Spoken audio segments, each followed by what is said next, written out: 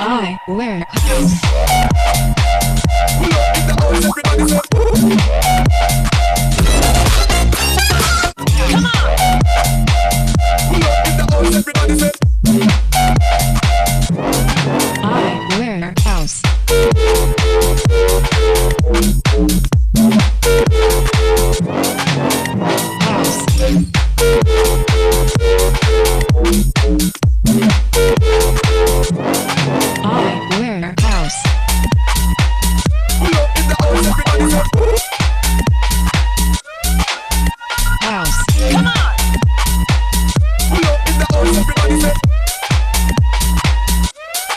I wear house.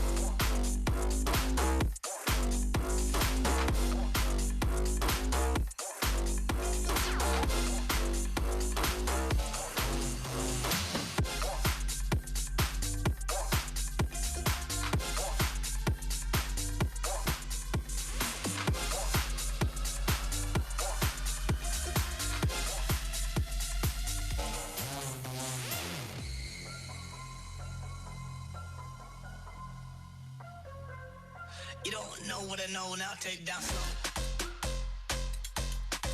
Now take it down slow. Now take it down slow. Now take it down slow. You don't know what I know, now take it down slow.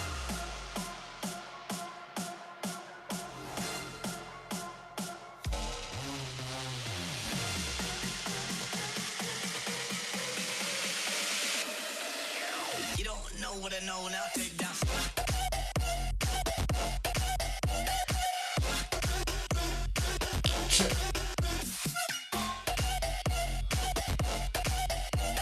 All right, thank you so much, people who are rocking with us. All the best for the meeting. Thank you. Thank you, DJ Logan. As always, it's very good to start a day with some good music that you can groove to. Thank you once again. Ladies and gentlemen, welcome to this episode of There's No Playbook for This. I'm your host, Rohit Dadwal. I'm also the Managing Director of the Mobile Marketing Association in Asia Pacific. I hope everybody's doing well, taking care, and staying safe. So before I start, I would actually like to welcome you with the traditional MMA video, which we will play right now, and then we'll get into the discussion.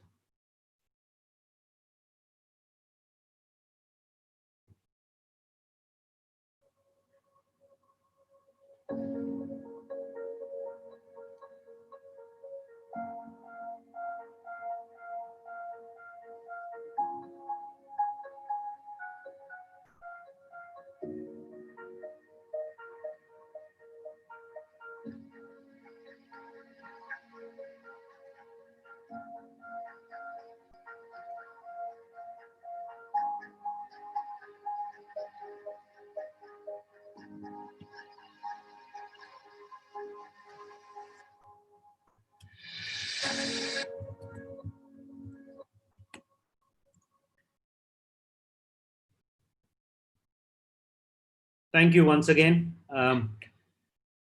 As always, I also like to start the day with thanking the real superheroes because of whom we are able to do what we are doing today. These are trying times. We all have had our personal challenges, our business challenges, and there's a segment of the workforce which has been doing what needs to be done to help us live the way we would want to be and to be very safe and secure. So, our heartfelt gratitude and thanks to all the people on the front lines who are helping us get through this crisis. And I'm sure when we come out on the other side, we will all be very thankful to their services, but also, very importantly, recognize the efforts that they have done as we move forward into the future and keep our association and alignment going with them so that we can do what they have done and learn from them as we move forward. The topic today is building customer experiences and communication. And the idea of putting this together, and I'll soon be introducing my panelists, so I will request all the panelists to switch on their videos, is how key is communication and consumer experience and convenience as we move forward, especially after the way we've seen what needed to be done, the communication, especially the way the governments have communicated with us, the medical institutes and other marketeers overall, talking about security and safety and how we need to take precautions. It was a channel of communication which was very important for us to do what we needed to do. But in the overall context of consumer experience, customer experience, how does that pan out? So I would like to, at this point in time, also like to share our social media handles, which are flashing on your screen. You can scan the QR code and actually sign up and use the "There is no playbook for this" hashtag if you want to tweet about it. Before I get into the conversation, a quick overview of what MMA is. MMA is actually a not-for-profit association body. We are based out of New York. It's about an 800 people member strong association, and our core focus is that it needs to be working for the chief marketeers. The chief marketeers who are in the position to help build the marketing and communication going forward and to be able to shape the future as we believe it is going forward. Our mission is really to accelerate, and the four pillars that we are working on is to help cultivate inspiration, building capabilities, demonstrating measurement impact and advocacy. And I'll spend maybe 30 seconds on each one of them. Cultivating inspiration is really bringing all the best practices that are there for the future, making sure that we are sharing what is being done. We are working to ensure that everybody learns at the same time, whether it's through our events, workshop sessions, or Smarties or Global Awards. Building capability for success is really about the nuts and bolts of an organization. How are you structuring your organization as you move forward? And what do you do? Because the organization, marketing organization of the future is going to be very different from what we know. And last but not the least is our conversation about measuring impact. How do you measure impact? And on that, I'd like to segue about, we also want to see the impact of this discussion. So you have the Q&A tab on your screen. Please, you feel free to use that to send us your questions. I know the panel will be very excited to help answer some of those questions post their discussions. And at this point in time, let me introduce the panel to you. First and foremost, I have all of them on the screen, I hope. Yes, I do. Great. Thank you, guys. Thank you for coming. I know, John, especially to you, you are actually on leave this week, if I understand right. And you've taken time to do this session for us. It's a hugely important topic, and I'm honored to be asked, so more than happy to do it. Thank you, Robert. Welcome. Welcome to the show. Guys, John is actually the Chief Executive Officer of Edelman and is based in Singapore and has been instrumental in the discussions around PR and practice, etc. for a long time. John and I have known each other also for a very long time. Maybe over 10 years now, John? Maybe more. I think slightly more. Yeah, slightly more. Okay, he's a Semon Matai chieftain and the head of his family in the small Asia Pacific and Polynesian island. He is from there and considers himself a little bit like or higher than rock, as he would say. He's got a vast experience in digital. Has worked in Zeno Group and has led the firm's global efforts to build differentiated digital organization, and speaks a wide range of at events and has led various conversations around content marketing and e-consultancy. So welcome to the show, John. Thank you. Great to be here. Great. With that, I'll also like to introduce Hari. Hari is the founder and CEO of Think Design. It's a Havas group recently acquired by Havas, a design thought leader, a speaker, writer, and an educator. Thank you for joining, Hari. Hari is logging in from Bangalore today, and Hari and I have known each other for a little time, but he's friends with a lot of people I work with and I've been working with and acquaintances. And they describe him as a little bit intense. So if there are serious discussions that need to happen on the conversation today, we'll get Hari to do that. But is very thoughtful and quirky at the same time. Loves listen to Latin pop. Hari, maybe sometime during the show you can actually sing us a small duet, small song. Yeah. So that will be our parting note. Parting note. And on that note, I know you are also a window shopaholic, but on the singing note, let me also now take this opportunity to introduce to you Vinay Dixit. Vinay is an ex-vice president of Electrolux and has worked with McKinsey, a dear friend and a golfing partner for me. He and I have gone on some excursions playing golf. Very lively character, I must admit, personally having known him, and is also a big singer. During the lockdown, he has actually managed to launch a YouTube channel where he sings a song every day, Vinay, or he has sung a song every day, right? Yeah. Did it for a month, yes. Yes, for a period of time. I don't know how long that was, but I was an avid follower of that channel for a while, and still am. He's not been posting a lot these days.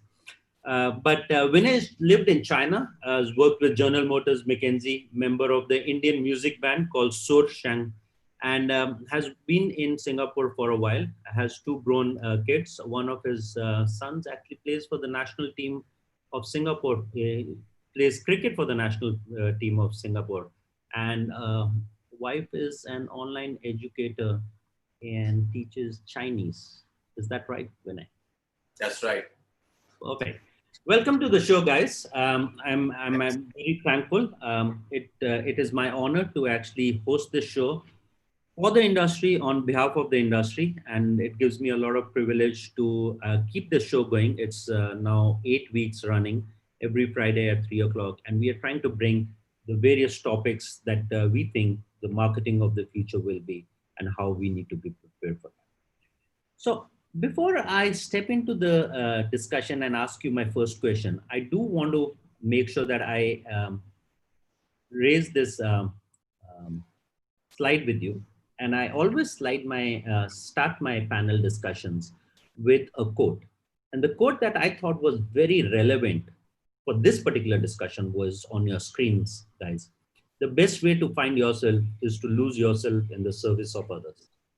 That was said by Mahatma Gandhi a long time back. But I think it's true and very relevant even today.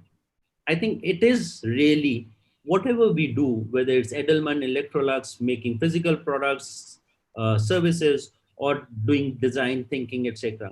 It is all about the consumer.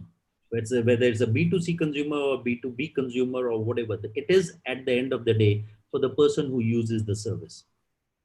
So with that, let me start off and kick off the session. And maybe, John, I will start with you.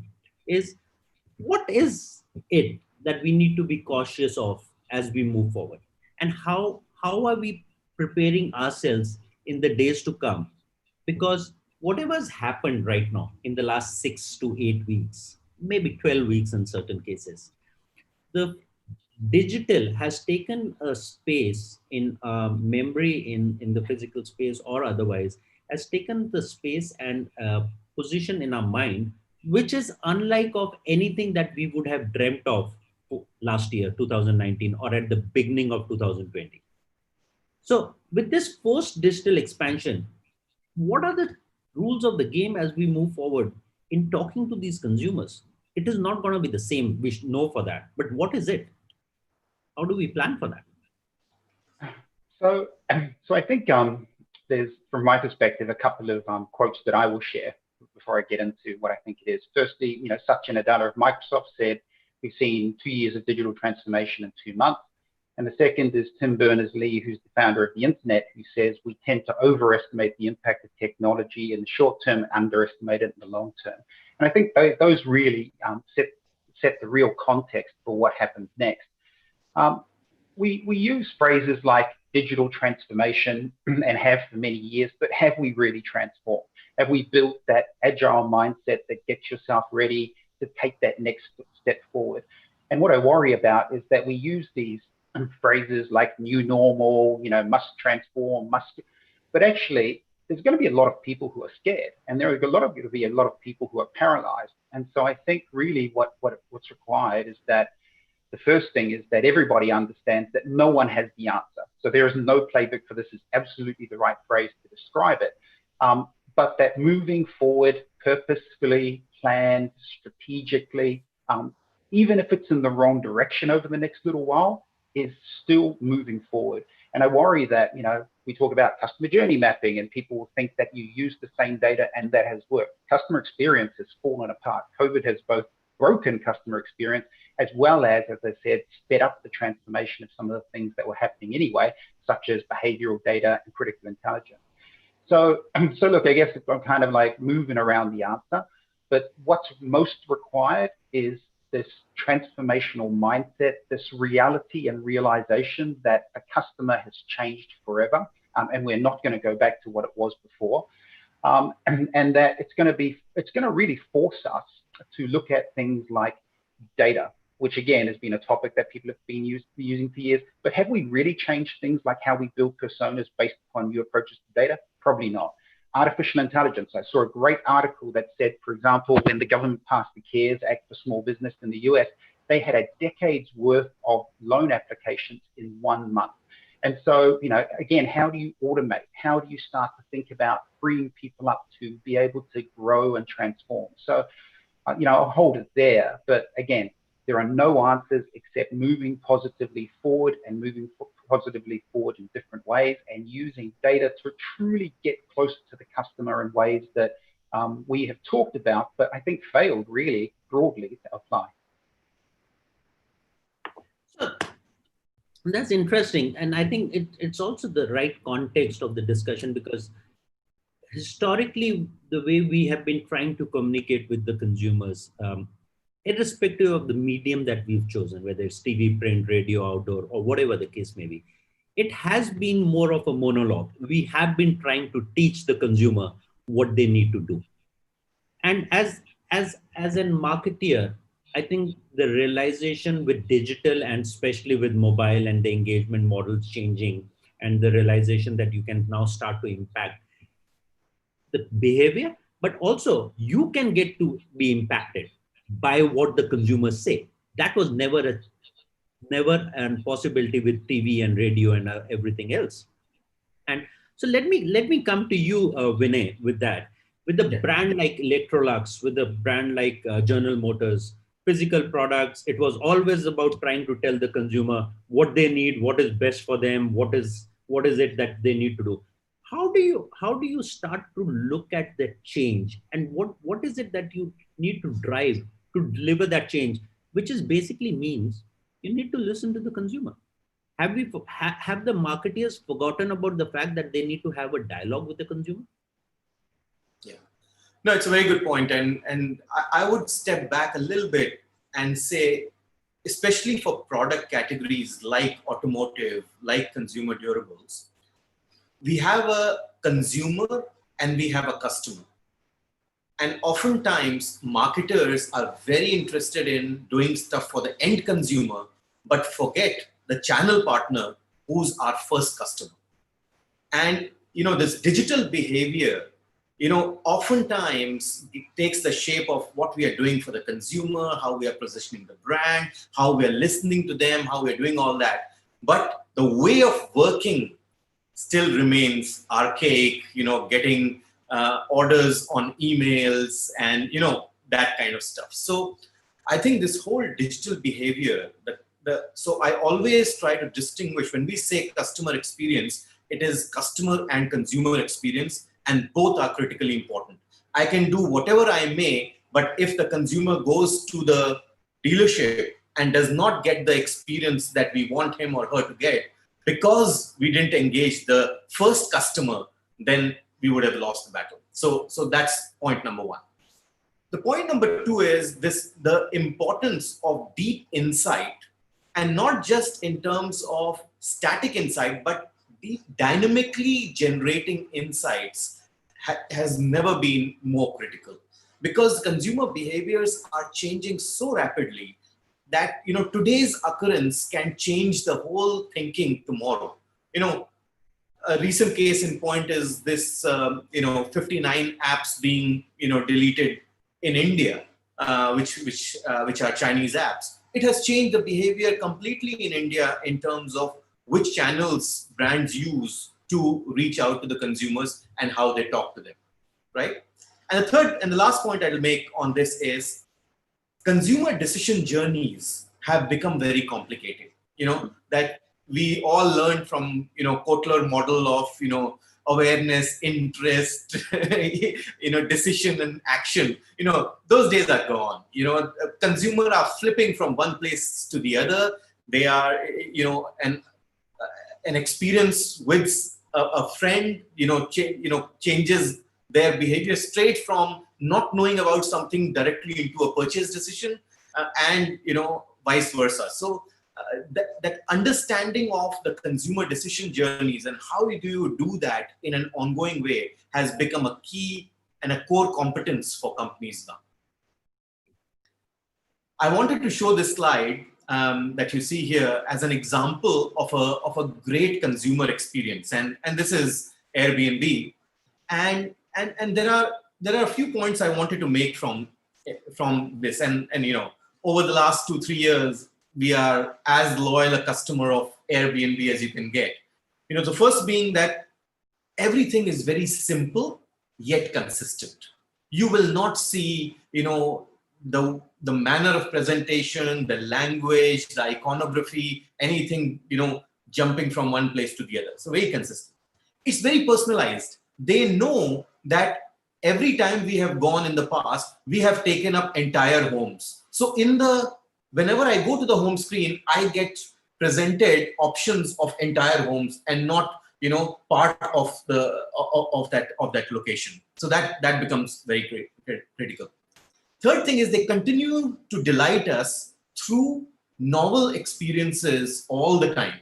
You know, so here you see, you know, this online experiences. When COVID happened, people stopped traveling. Now you can engage in online experience. They were the first ones who came out with virtual background of, you know, locations on Airbnb. You know, almost within a week of, you know, a work from home, they were out with that kind of a thing. So just creating small trinkets, but really creating that meaning. And the last one is on the right side, you know, really building about that community mindset. So, and communities of the users as well as the property holders. So the hosts, you know, obviously they also realize that their hosts are struggling right now. So we got a message saying that, hey, you've stayed in these 5 properties in the last year and a half. Why don't you send a thinking of you message to those hosts whose place you love? Now, they just simply enabled that for me. And it took me literally less than 5 minutes to send 5 messages to the 5 places which I had stayed. And it made me feel good. It made me feel part of the community. So I think these are few, you know, simplicity, consistency, personalization, that sense of delight, and that community engagement. Those are the sort of the elements which make for excellent consumer experiences. Thank you, Vinay. I think delight is something that is very difficult to achieve. Customers or consumers are never very easily delighted, but this entire journey is also not very easy. When you're designing this entire journey from a consumer perspective, it is as complicated as it sounds, or even more complicated when you're starting to think about it. So let me bring in Hari here. Hari, you guys work with some of the leading marketeers, leading organizations, trying to work out what their design aspect, what their customer journey aspect is, what the design elements are, and where does the journey start, and possibly where does it finish, and then how does it loop back again to start all over again. It is as complicated as any other puzzle can be. So what are the 2 key elements, if you will, that you narrate or give to all your partners or clients or marketers that you work with? What are the 2 key messages that you need to have so that people can understand that this is the way forward and this is how simple it can be, rather than going around and around the same topic? Yeah, that's a good question. Thanks for that. So a couple of key things. When we talk about customer journey in the larger context of, you know, the customer experience, one of the important things that we need to remember is the intent of the customer. What are they really seeking? That means you have to go deeper and deeper to understand what they really need, not even want. To quote an anecdote, okay, people do not buy a 8 mm drill; they buy a 8 mm hole. Okay, so you need to understand, right? If you are marketing around selling them a drill, you have lost the battle already.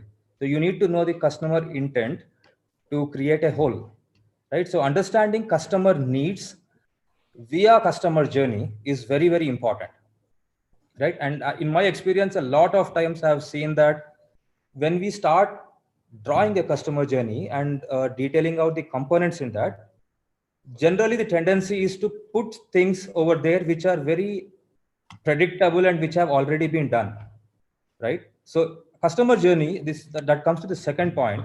customer journey is not a way to document the existing journey of the customer. Customer journey is a way of discovering what are the new areas of intervention, identifying them and innovating for them. So these would be the two pointers from my side. So you said discovering new areas of, sorry, I Intervention. missed intervention. Yeah. So how do you intervene? If it is a seamless, I would argue if it is a seamless communication and a seamless consumer experience, there is no need for intervention. Why would you want to intervene? Intervention as in, I would say, identifying the opportunities or the gap areas, Okay. right? It is in ideal scenario, the entire journey looks like at every step of the way, customer is extremely happy, but it's realistically speaking, that's not what it is, right? So you find the areas that are gaps along the different stages of journey, and those are the areas where you're going to innovate or create some new products or solutions. Okay. Okay. That's very interesting. So if you're looking at that as the starting point, is that the first of all, let me bring this back to maybe John. Is that the starting point of all conversation? Is the communication from trying to intervene and start that dialogue with the consumer, is that the starting point, or is there a different starting point? Is it an inroad to the starting point, or are you saying that communication is the key for consumer experience, or vice versa? I don't know. I'm trying to debate that. So back to the question, I think, I'm an acolyte of Byron Sharp. My degrees are in marketing. I grew up on Kotler and I grew up on the likes of Porter. My MBA thesis was in Reichheld in terms of loyalty economics. But actually, I now don't agree with any of those. And so that's what I was saying about before, is that actually I think the part that we need to come back to is how do we understand the customer? And realistically, the complexity of data today is that most of how we understand the customer is we ask the customer. And if we ask the customer and their answer is correct in terms of what they actually do, Hillary Clinton would be the president of the United States and the UK would still be in the European Union, right? So now there is a need to also understand what people do versus what they say they will do. And about 2.5 years ago, we went into partnership with the Economic Development Board to understand psychometrics and behavioral data innovation to understand why they do what they do.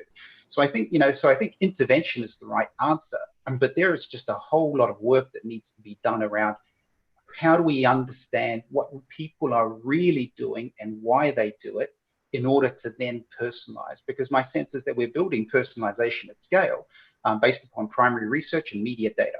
Again, put it in perspective, Rhythm One came up with their research about 5 years ago that said 75% of all clicks and 76% of all shares happen outside of viable media, primarily in dark social. So we've got a piece of work to do to truly understand the customer using innovative data sources, which is why we've invested in that. We're not a media company, but we are a consumer insights company. And then once you really understand why people do what they do, I'll give you an example. Turner Networks, which is has Cartoon Channel, for example, has assets like Ben 10.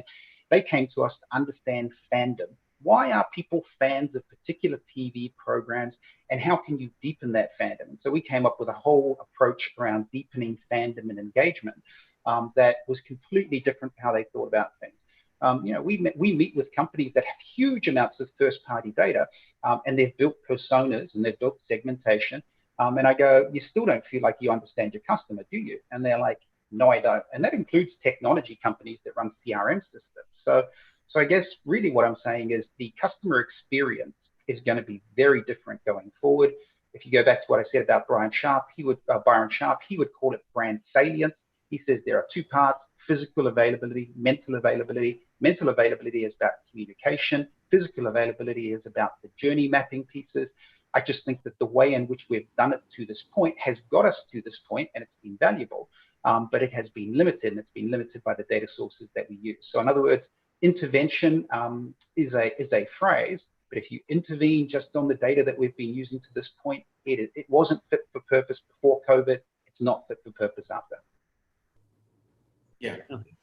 And Maybe if I can add to that, Rohit, just one comment. Sure. one key consideration in this is the type of consumer journey. So if the consumer is entering a new category or a brand for the first time, that journey is very different from if he's into the market for a replacement product. So if he's got a car and he wants to buy this next car, a lot of time, whatever you might communicate, his real life experience with the product and the service of his existing car becomes very critical. It will overpower any kind of marketing communication that brands might make. So what we've seen is real life experience of ownership experience is one, and the second is the word of mouth and the word of mouse. Both of those, the two WOMs become very critical. These days, of course, you in a high value purchase like an automotive or like high value consumer durables, you do listen a lot to your near and dear ones, people who you trust, people who are seen as experts in that area, whether it's online as well as offline. So both word of mouth and word of mouse are very critical in this journey. Sorry, I'm just making some quick notes, but this word of mouth was a very interesting information and comparison anecdote. Based on where we are right now in the evolution of digital, and please note evolution of digital in the space of last 6 weeks, 10 weeks, not before that, because what has happened in the last 10 years is equal to the last 10 weeks in my view, maybe more in the last 10 weeks. And to Vinay's point, word of mouth is becoming increasingly important, maybe more important today than anything else, because of this digital digitization, not digital transformation that we've gone through. Does a consumer journey, or is it relevant for a consumer journey now to actually start with digitization or digital as the primary focus?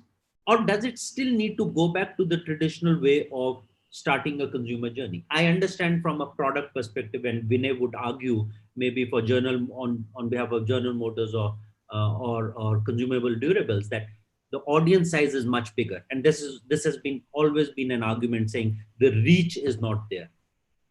But is that really true? You have bigger reach and more engaged reach now on digital. So would it be very, very far-fetched to say you can actually start your journey and finish your journey with digital and nothing else? How would you categorize that, Hari, from a consumer journey perspective for partners? Yes, and this has become an increasingly relevant question in the last few weeks. Okay, when even there is something interesting even with regards to digital transformation as such. Those who were talking, and it's my personal experience, those who were talking about digital transformation in the months of January and February, today are saying that drop that. Let us talk about how we can just digitize well, right? Because there is that focus on a short-term, quick wins. And coming to your perspective on the digital customer journey, that also is true. Those who would focus on omni-channel today, had COVID not happened, are now saying, let us first focus on online. Okay, it's not even digital. Let us first focus on online.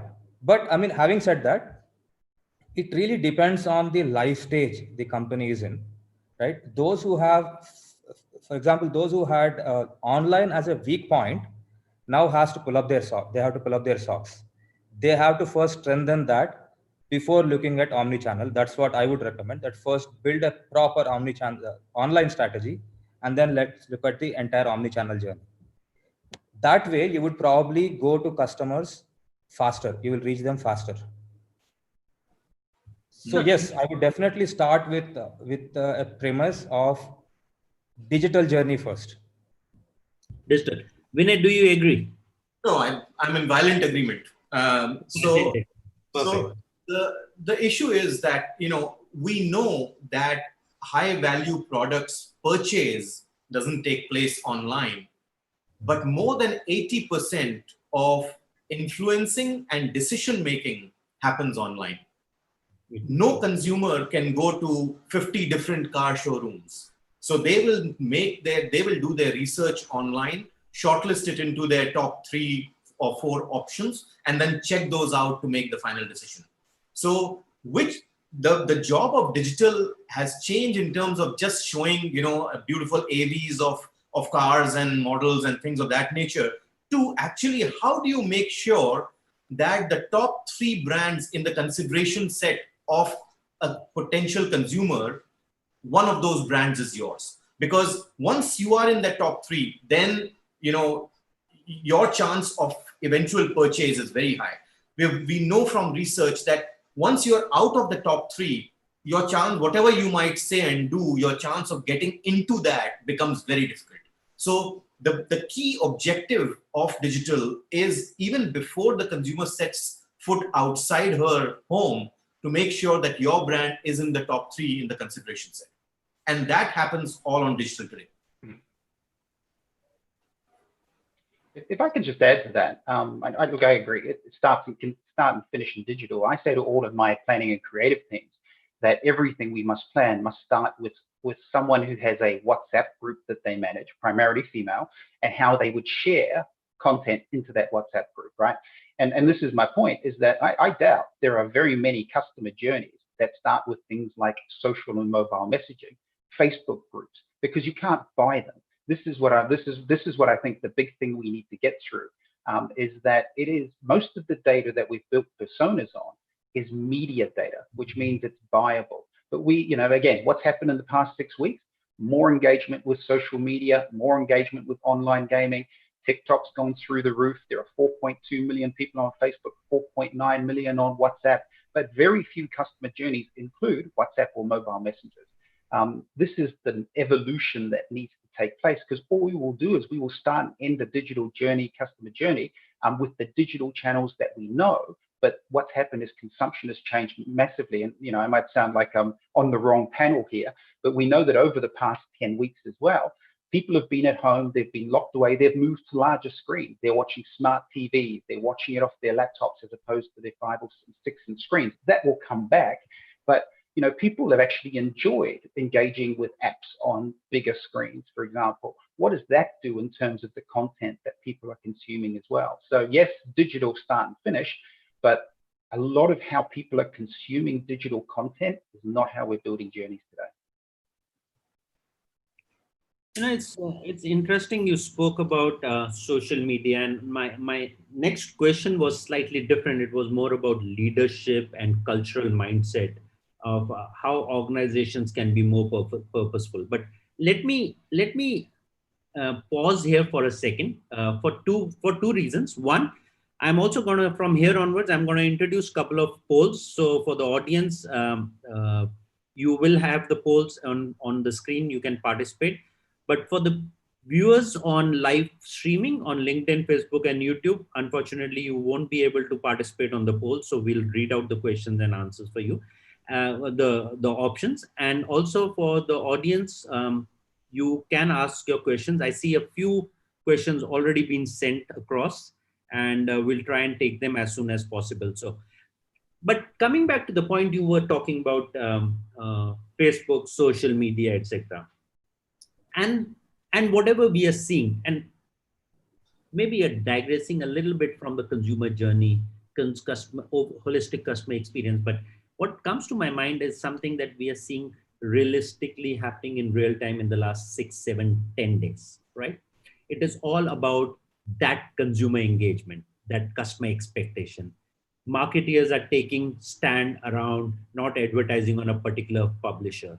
Marketeers are taking stand around being purposeful and having a purpose-driven conversation, whether it's with the cause like Black Lives Matter, whether it's anti particular publisher, I'm not naming anybody else, or a ban of a very big social giant like TikTok, for example. Facebook has its own challenges of advertisers, but TikTok has its own challenges of privacy, security, and so on and so forth. Um, and Zoom, the discussion that we are doing right now, Zoom had its own challenges 6 weeks back. I would have been very surprised that 6 weeks back, if I was so comfortable to say that 10 weeks back that I would actually be running these seminars or these panels on Zoom. I wasn't sure.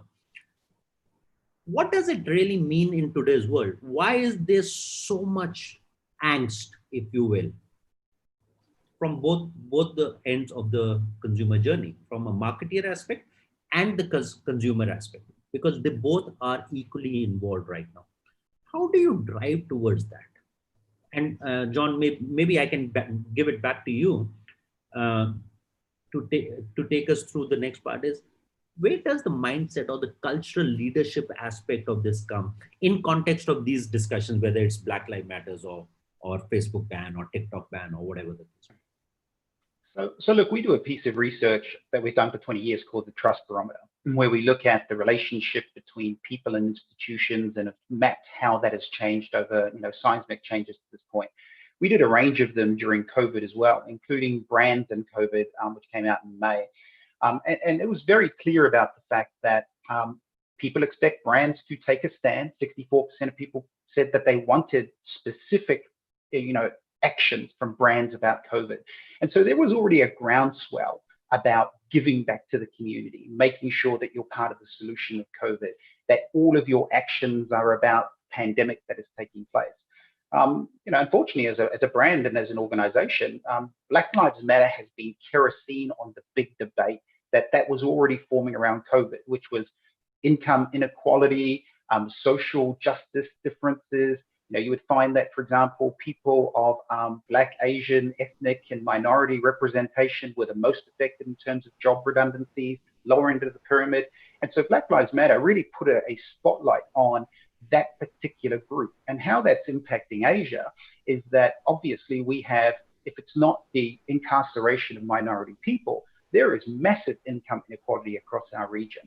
There is, massive need for community support post-COVID in terms of protecting jobs, creating jobs, making sure that people have a livelihood.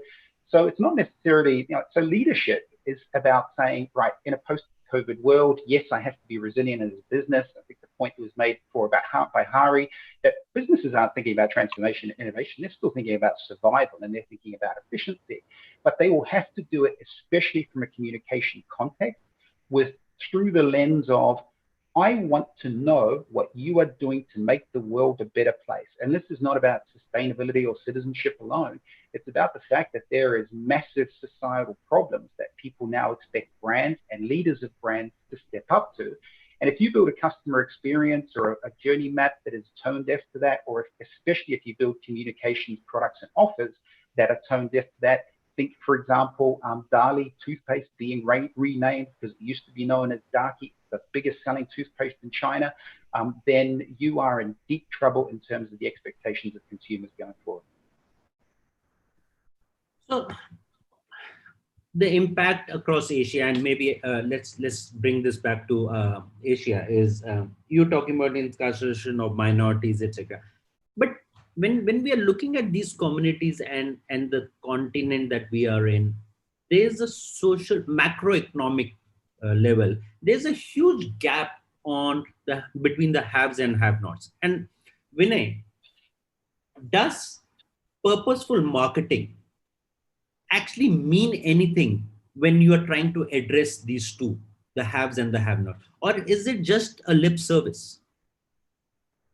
I think I would be a little bit cynical and say that a lot of marketers are just jumping on the bandwagon because this is the cool thing to do right now. Really, it's a little bit hypocritical when, a cola drink player says that I will not advertise on Facebook because of that reason, and not looking at the negative externalities of the sugary drinks that they've been selling forever. So there are aspects of that. But having said that, I think I'm very encouraged in the last 3 months about the innate goodness of the human being. if you see, when the clampdown happened, it obviously, and the COVID, because in the COVID situation, it was the poorest sections of the society. It was the most marginalized sections of society everywhere, whether it was, black and brown in the US or the poorer, migrant laborers here or wherever they were disproportionately impacted. And you saw of course, the governments tried to do their things, but the NGOs, the philanthropy side of people, the way people jumped into this was very, very heartening. So I think that gives us a good insight into the innate goodness of the people, and for brands to really show them a mirror and say, hey, behave like a good human being in the way you do business.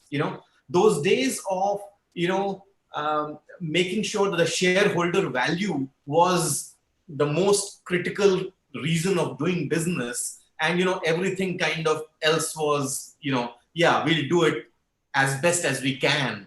Those days are gone. You've got to make sure that your purpose, your sense of engaging with the community, the way you work with your suppliers, your customers, and your employees, those are absolutely, center of what, and very importantly, how you do business. So I think that part is becoming very critical. And then if you take the next obvious step from there, communication needs to play an important role in sending out the messages around what you're doing.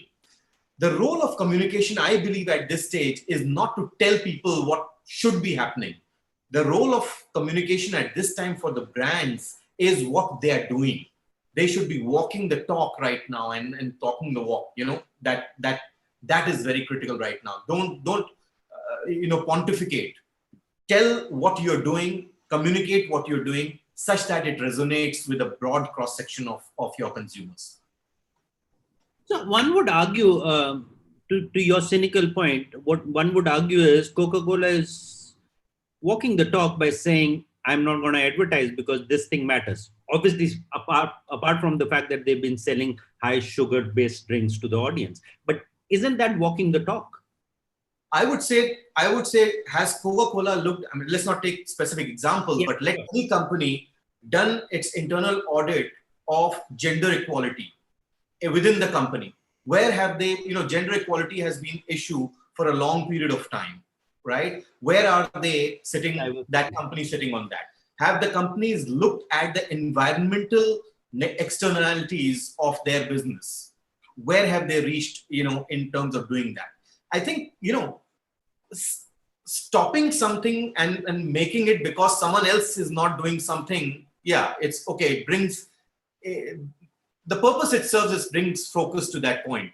But I feel that the company should be doing a lot more themselves, and rather than, sort of holding others responsible for not doing what they're doing. Okay. So I see Hari smiling, and I'm sure he has a point of view on this. But Hari, if it is really about walking the talk and making sure that you do what you need to do, and I think Vinay was alluding to a broader conversation, not just maybe gender or environment, but diversity and everything else inclusive, is how do you build that into this consumer journey? Is there a way to make sure that every aspect of this is built into the consumer journey for any eventuality? This was an eventuality which nobody saw coming. And I'm not talking about COVID. Nobody saw BLM coming, while it has been in America for the last 100 years. Nobody saw minority issues coming in Asia. It has been there for the last 200 years. But is it related to that one frustration that COVID enabled everything else to be fast-tracked? How do you build all of this? Or can you? Yeah, actually, COVID enabled and actually changed a lot of things. So, and it has become now for a marketer, it has become very important to by and large focus on what is a customer's concern at each and every stage of their journey. So I'll talk about three different concepts. One is the journey itself. The second part, we also talked about data. right? And then what are the customers' concerns, right? Customers' concerns are very broad. One of them is gender equality, and it keeps adding up. Responsibility. What is the responsibility the brand is taking? Uh, and many other issues, environmental issues, and all of that. But what we need to know now, what the change that COVID has brought in is, the insight I have is that the customers have now more time to introspect what they're buying, because of because one channel has been actually taken away. Literally, they are not going to shops. Earlier, what would be a casual browsing leading to impulse purchase, which means you don't really think much about what you are buying, has changed. So, and why I'm talking about data in this context is, if I were a marketer, I would probably measure time that customer is taking to take a purchase decision. If you are measuring that and that time is being utilized properly to communicate your values and all of that, which resonate with customers' concerns, you'll probably have some kind of an equilibrium, right? So my 2 cents here is that customers, according to me, have more time to introspect. So whatever issues they have before that buy button, they have that time. Who is this guy? Where are they manufacturing it? What do they care for? What does the brand stand for? What is the content inside it? And so many things. No, so COVID has opened up this kind of an opportunity for the brand to be, I would say, responsible and do something about that. If I could just build on, because I completely agree, just build on that. Again, when it comes to the journey, brand safety becomes an even bigger issue, because in a opinion-oriented tribal world, where your ads turn up next to defines who you are as a brand. So you're trying to make sure that you are in the place where your brand stands for the right kinds of issues, and you are not in the other parts. And that doesn't mean that the customers who are contrarian to your point of view are still not customers, but you have to plan and curate for the experience, not just from a platform as a platform or an advert perspective, but to say, all right, now I need to customize my content, especially on a video-driven mobile world, and I need to stand for something and be consistent with that in the experience as well. Like one of the things I did during lockdown was I watched The Last Dance with Michael Jordan, and he got dinged by not standing up for more racial or social justice issues. And he used the line, supposedly, Republicans buy Nikes too.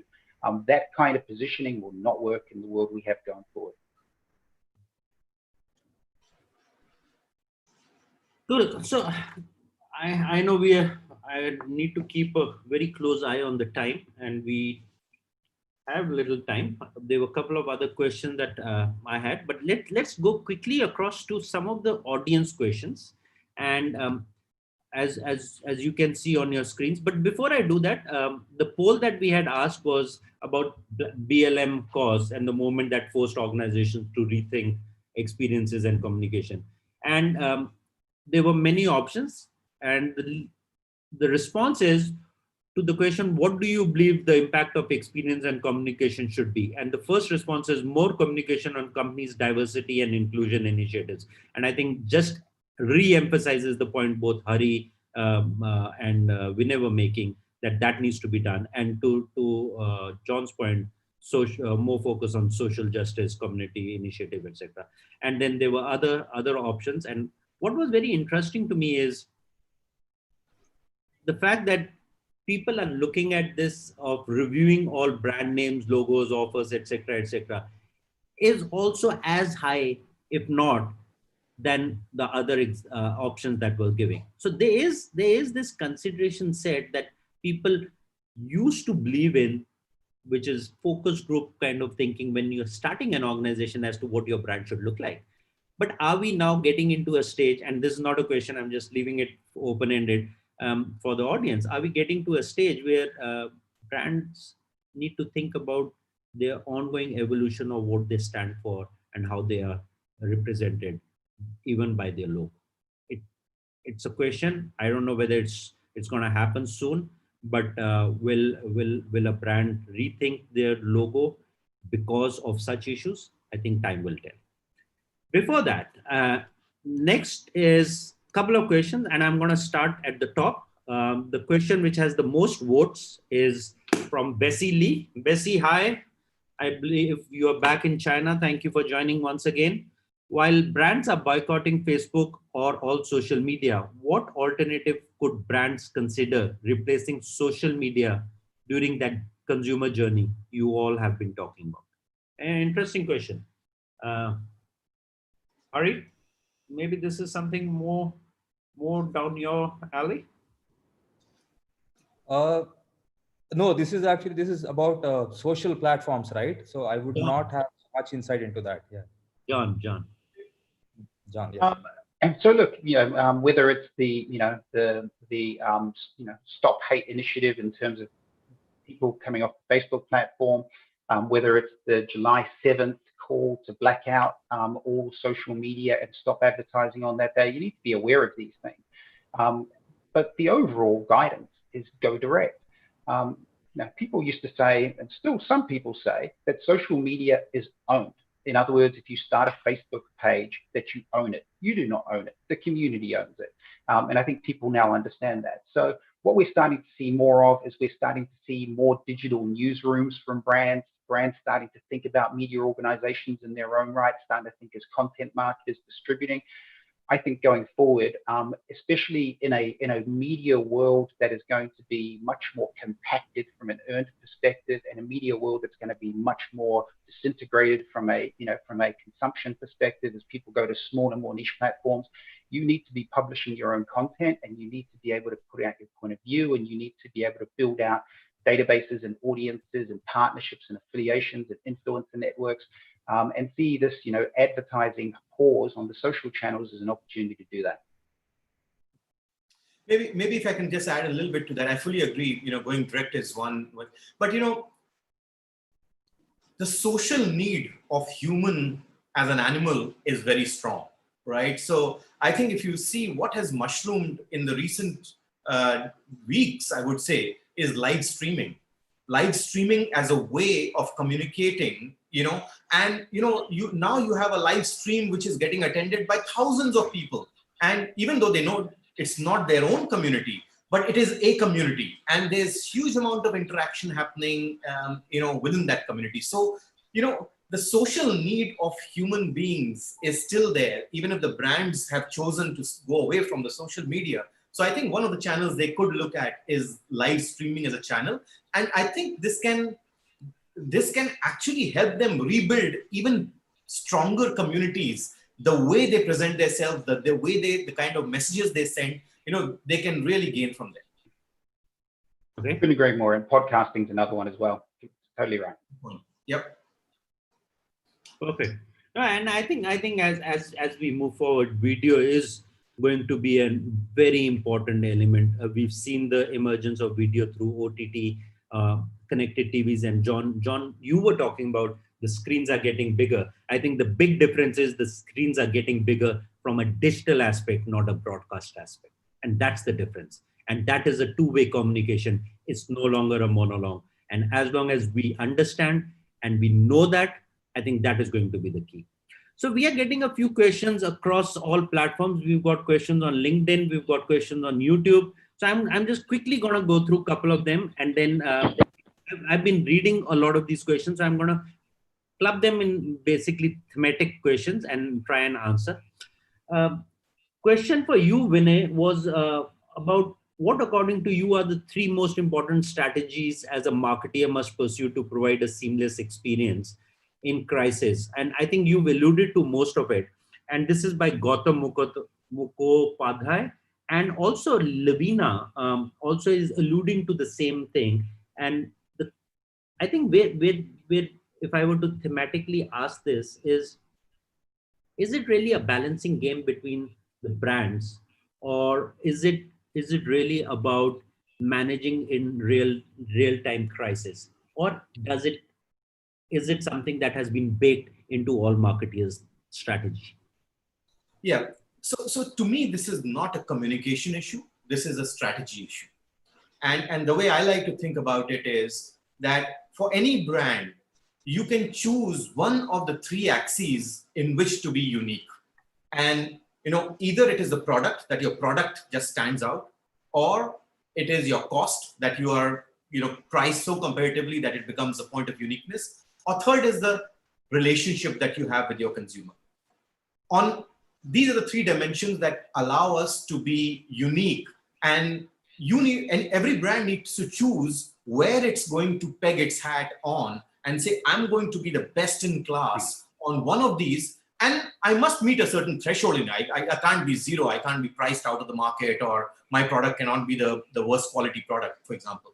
But it helps to think in terms of those dimensions to say, as a company, my strategy is where will I be unique, such that I capture a set of consumers for whom that point is the most important need. And then, you can, build from there your innovation pipeline, your communication strategy, and the key core competencies as a company that you need to develop to deliver on that point of uniqueness. I would argue, even to your point, maybe Vinay, is even if it's a strategy problem, the strategy still needs to be communicated, right? To the internal audience, not to the external, but the internal audience is also your consumer. And the strategy is being conceived at boardroom level and C-suite level are sometimes not communicated. So where is the gap between communication internally and externally, and then obviously its effect on the No, end I consumer? think you're getting into an organizational behavior kind of issue here. How do you make sure that your strategy is clear? It needs to be simply stated and often repeated. That's how, typically you do it. But the point I was trying to make is be very clear on what you're doing. And then once you've chosen your field of play, then go out and, just bombard the communication internally and externally about it. But make sure that you have the strength, the attributes that allow you to say that you are the best in class, you are unique on that dimension before you. If you don't have a product that is great, just communication will not make it great, right? It will expose it to a large number of people, and actually they will find that actually your product sucks. So don't get into that kind of a thing. Just say what the customer wants to hear. You've got to decide your strategy, identify the set of consumers who value that attribute, and then go out and develop your communication. Fair enough. Quickly on that, Hari, is this something in the design thinking? Do you guys actually consider strategy and the communication the way Vinay was alluding, or is it different? No, I agree to what Vinay has said, but just one more point, what he was telling in the end, that's why I was chuckling, because it's a very, not a very top level, right? What we need to look at is somewhere along the time in the last few years, we started looking at communications as a facade. It was never meant to be that, right? And it has, now is the time people are seeing through your facade. So don't consider communication as creating an artificial facade. Right, that's what all I would say to this. So then it becomes simpler. Fully agree. Guys, for the audience, there's another poll right now there, and we'll have one more, which is an icebreaker poll. Should have been done at the beginning, but we'll do it towards the end. But we'll share the results with us. This one we'll definitely keep to ourselves, but we are very, very thankful for all the feedback. Majority of you really like the series that is happening, and we would love to continue doing it. The next question that we have is from Anonymous. What is CX getting more? Why is CX getting more important? And which trend do you foresee in the future? Why is CX getting so important? And what's that one trend that you see in the future for the CX? If all of you can take maybe a quick dab at it. I can go first. Sure, go ahead.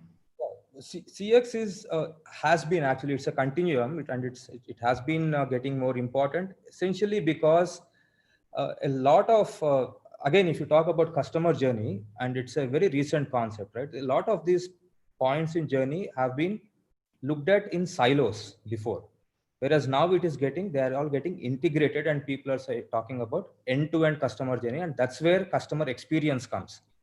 And that's looking at things holistically is what has actually triggered this entire concept of customer experience. And which trends do you foresee in the near future? One of the major trends that I see is about the data, capturing through data capturing customer behavior. And since the behavior has changed, people are going to spend a lot of time and money understanding that. Okay. Hmm. We have Maybe- one more. Maybe I can Sorry. go next. I think it's becoming very more important because today consumer has power. Those days of shortage, those days of few brands in the market and being in a supplier situation, those days are gone.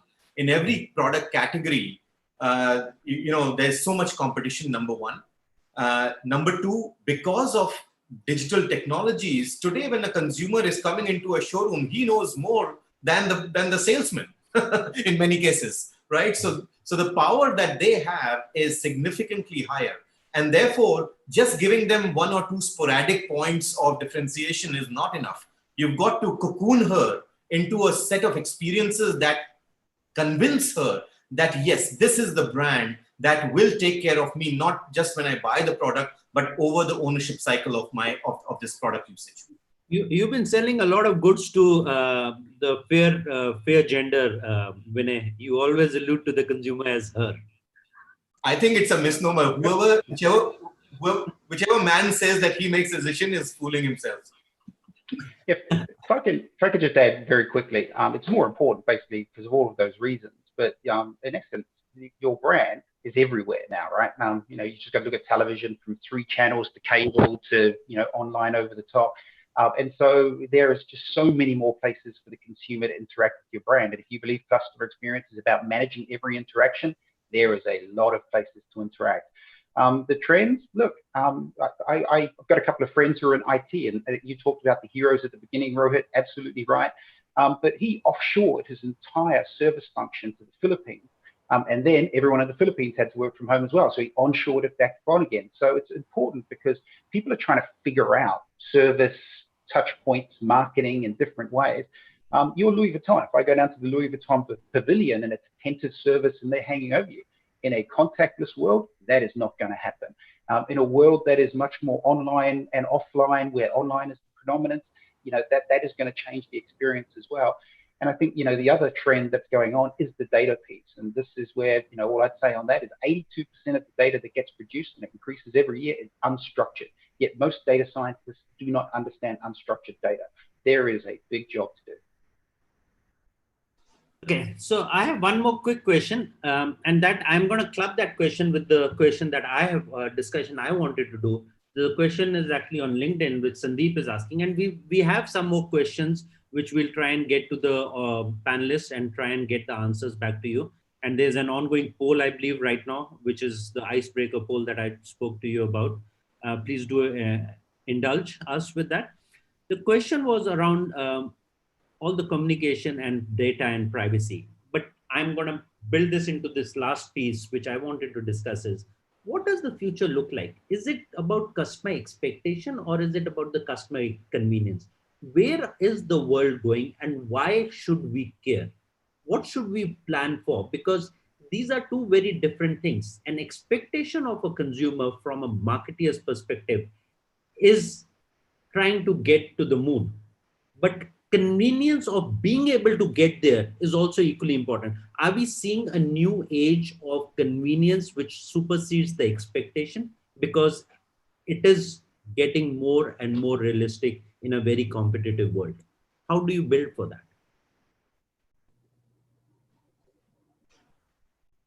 If I can just add, if I was to talk about an experience that I think is directive in terms of what the future looks like, it's Amazon, right? I think they've made convenience, I think Bezos has said they want to be the world's most customer-centric company.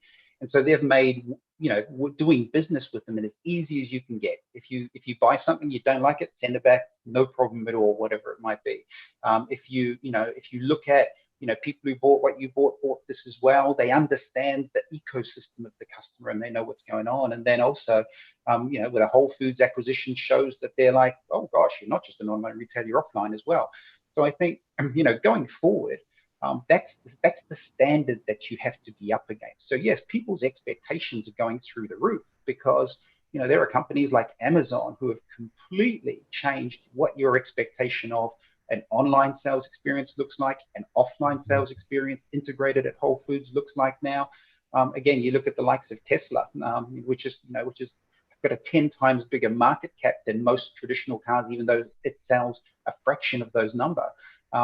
Those kinds of experiences are just going to become the baseline. And if you're a traditional organization, and as I said right from the beginning, not ready to move or unwilling to move, then you're in deep trouble going forward. Okay. Anything to add, guys, before we try and wrap this up? I think the only other point I'll make is the community thinking. This future is going to be digital and community based. Whether it's closed communities or larger communities, it's important. Something that, so Xiaomi pioneered in China, the way they would crowdsource the feature set for their next phone, so you're seeing part of that happening, live streaming happening now as a sales tool. So I think those elements are going to become increasingly critical going forward. Yeah. Okay. Just On one line the from my poll. side. Sure. Yeah, just one line from my side. Between the two, I would say convenience has always been there. It is hygiene, it's important. But in today's world, I would focus on customer expectation because that is rapidly changing. So I would put that first and convenience after that. Okay. So we had a question, strangest thing that you've done while attending a meeting online. A majority of people actually eat food, wearing pajamas and have cooked food, which is interesting. And 20% of the people say others, but my lips are sealed. I wonder what they are. We are not getting there for this discussion. So thank you, gentlemen. It's been a pleasure. I'm just going to summarize some of the points that were made today. And then last question to you would be, after I summarize, is what does the future look like in one word for all three of you? I'm giving you a little bit time. A lot of my other panelists have not given them that much time, but as the points that were made, and I'll just try and recap the entire conversation, is intervention and equilibrium are key as we move forward. I think we need to make sure that we are managing that, and also with an element of introspection from a marketeer's perspective is going to help bring that balance back to what that communication and customer experience should look like. Also, we've spoken about brand safety, etc. But the point that John made, that 64% of all consumers in your study expect the brand to take a stand, be purposeful, etc. I can bet on it. It must have grown 10 times or more in the last decade itself, if not more. And this will go to bigger numbers as we move forward. So there is a strong demand from consumers to believe or to be associated with a brand that communicates what they do. Walking the talk, as Vinay said, is critical. It's an element that needs to be sustained as from a marketer's perspective, and it is not the lip service that needs to be done. In a community-based leadership, community-based future, which again, what Vinay was talking about, strategy is going to be key. But what John alluded was very interesting, that it is really about setting that expectation, both internally and externally, and trying to drive home the point, which is having a simple and consistent experience that needs to be built. So with that, thank you everybody for joining me. It was my pleasure to actually host this and have this conversation. They were real good insights. I hope we can and we will be able to provide a much stronger, a much enabled communication as we move forward when we come out of this crisis on the other side and thrive from an advertising perspective. But before I let you guys go, one word, what does the future look like for you? Interesting. Hari? Very interesting. Very, very interesting. Interesting. Okay. John? Values define your experience. Come Sorry? again? I said values define your experience. You got to live. Values. Okay. Yeah, I think mine is also in similar vein. I was going to say purposeful.